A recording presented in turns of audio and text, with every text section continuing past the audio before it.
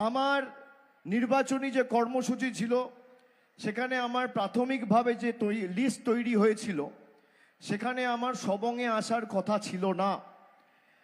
আমাকে গত 7 দিন আগে আমি যখন খড়গপুরে আসি পর্যালোচনা বৈঠক করতে, মানসদা ছাড়বেই না, জোর করে যেতে হবে।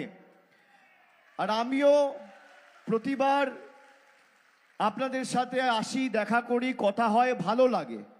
নির্বাচনী অধ্যায়টা বা পুরো এই 2 মাস 3 মাসের যে লড়াই, সবংয়ের মানুষের দেখা না পেলে কোথাও যেন একটা অপূর্ণতা বা অসম্পূর্ণতা থেকে যায়।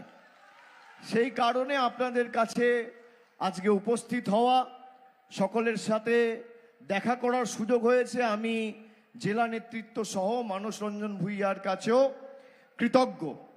আমি প্রথমেই আপনাদের যেটা বলবো, মানসদা বিস্তারিত গত 10-12-15 বছরের উন্নয়নের কর্মসূচি তিনি বলেছেন এবং 2011 সালে মামাটি মানুষ সরকার তৈরি হওয়ার পরে 11 সালেই মানসদা মন্ত্রী হয়েছিলেন।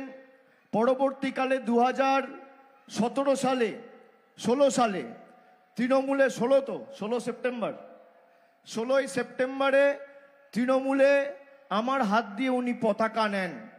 17 থেকে 21 তিনি রাজ্যসভার সাংসদ ছিলেন। পরবর্তীকালে উপনির্বাচনের সময় তার সহধর্মিনী অর্ধাঙ্গিনী গীতারানী ভূঁইয়া এখানে প্রায় 62,000-এর বেশি ব্যবধানে জিতেছিল, আপনারা জিতিয়েছিলেন। সবং আর মানস ভূঁইয়া সমার্থক। তিনি 6 বার নির্বাচিত হয়ে বিধানসভায় গেছেন। তার প্রার্থী পরিচিতি নিয়ে নতুন করে বলার কিছু নেই। টানা 43 বছর মানুষের সেবা করেছেন।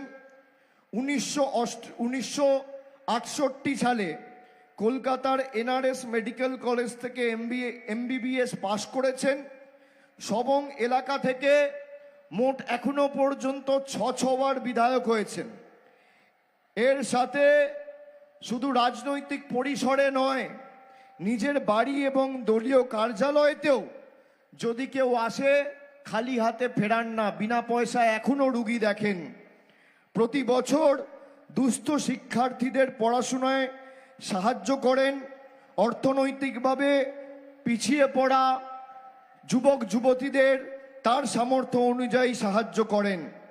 কেলেঘাই কপালেশ্বরী বাগুই নদীর 52 কিলোমিটার লম্বা জল নিকাশি ব্যবস্থা তার হাত দিয়ে হয়েছে। অন্যদিকে যে বিজেপির প্রার্থী, কখনো কংগ্রেস, কখনো তৃণমূল, কখনো বিজেপি, মানুষের জন্য নয়, নিজের রাজনৈতিক স্বার্থ চরিতার্থ করতে নেমেছেন। আমি তার সভায় নাম নিয়ে তাকে বাড়তি ফুটেজ দেব না।